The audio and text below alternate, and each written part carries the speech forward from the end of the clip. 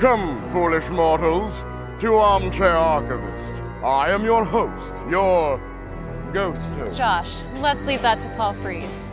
Welcome to Armchair Archivist. I'm Melody, and on this episode, we're celebrating all things Haunted Mansion.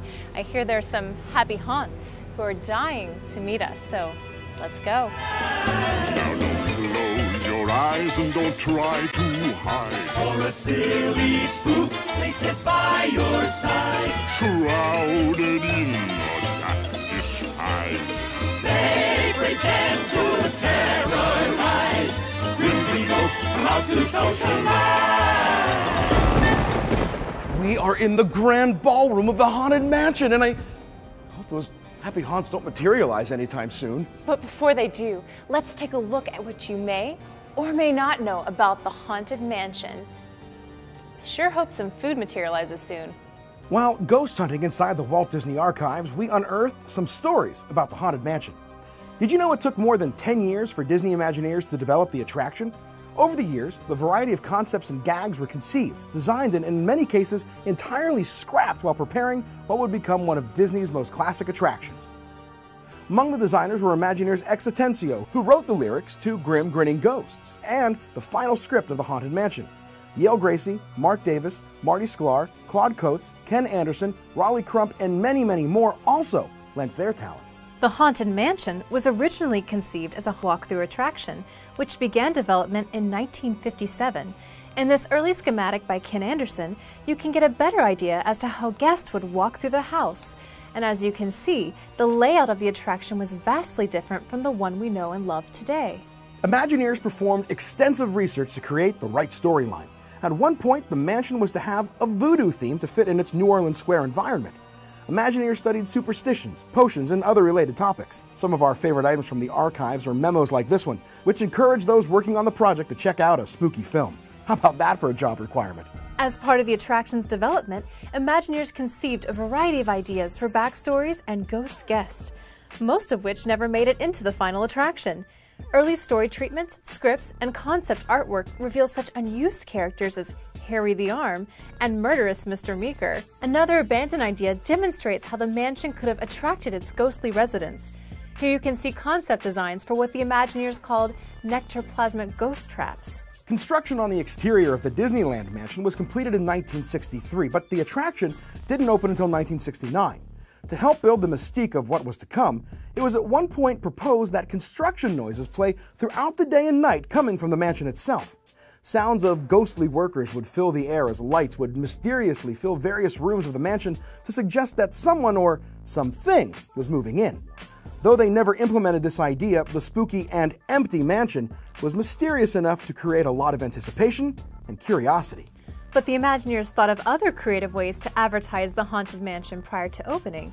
Disney legend Marty Sklar wrote the text for a brochure that invited ghosts to come live at the mansion, promoting its impressive array of afterlife amenities.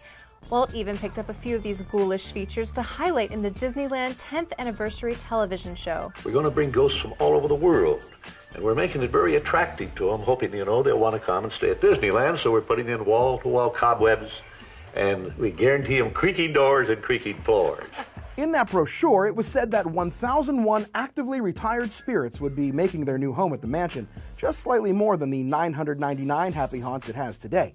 It also boasted that it would be the fashionable address for famous and infamous ghosts, but there was room for many, many more, so lonely ghosts were invited to apply to the Ghost Relations Department at the Walt Disney Studio in Burbank.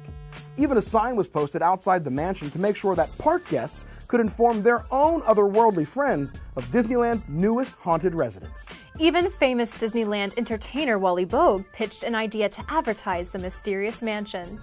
The Haunted Mansion is known for its detail found throughout the attraction. For example, let's take a look at this trio. You can find them at the end of the graveyard scene, but have you ever noticed that the prisoner holds a file for his ball and chain, or that the executioner holds tools that could have resulted in the headless knight to his left? What about the keys that may have locked up the prisoner on the right? While it would seem that this trio wouldn't have found each other great company in their corruptible, mortal states, they could still be friends and sing together in the Haunted Mansion graveyard. It's little details like those that keep guests coming back time after time. Speaking of detail, at Disneyland's Haunted Mansion, have you ever noticed the pipe organ in the ballroom? If it looks slightly familiar, that's because it's actually from the classic live-action Disney film, 20,000 Leagues Under the Sea. The organ was featured in Captain Nemo's quarters on the Nautilus before it washed up on land in the Haunted Mansion.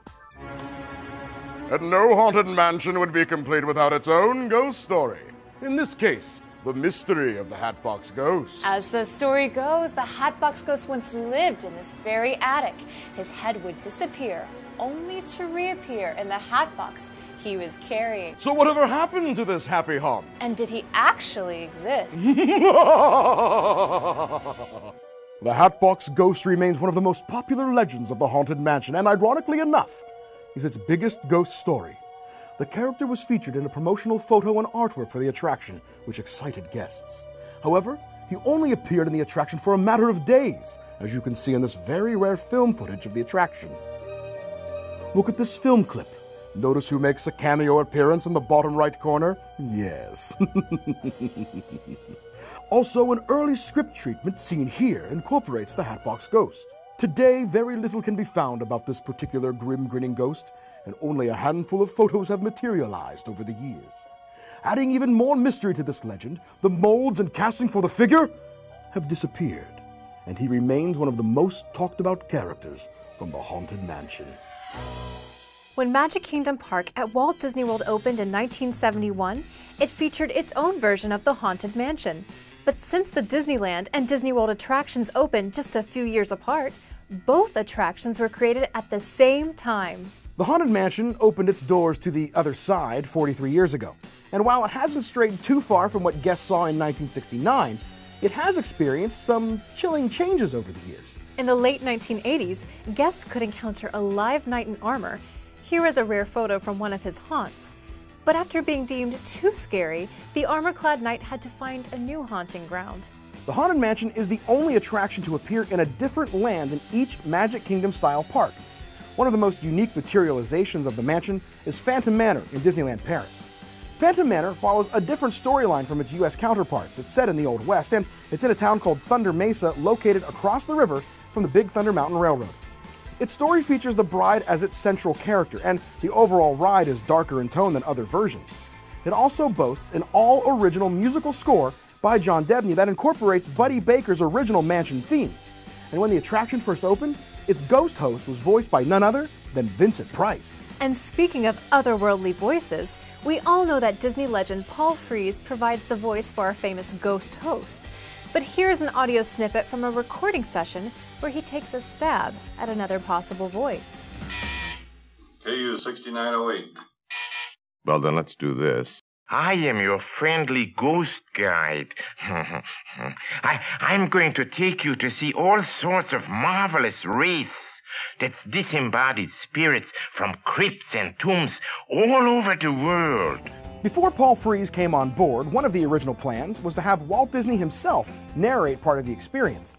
Seen here are pages from a 1957 script draft by Ken Anderson in which Walt's voice welcomes us to the porch of the Haunted Mansion. Notice just how different the tone is in this version, with Walt kindly asking visitors to stay together and follow their guide's instructions. And while that brings us to our last mansion mystery, there's always room for more. From all of us here at D23, happy Halloween. And that's going to do it for this episode of Armchair Archivist. I'm Josh. And I'm Melody. We'll see you next time.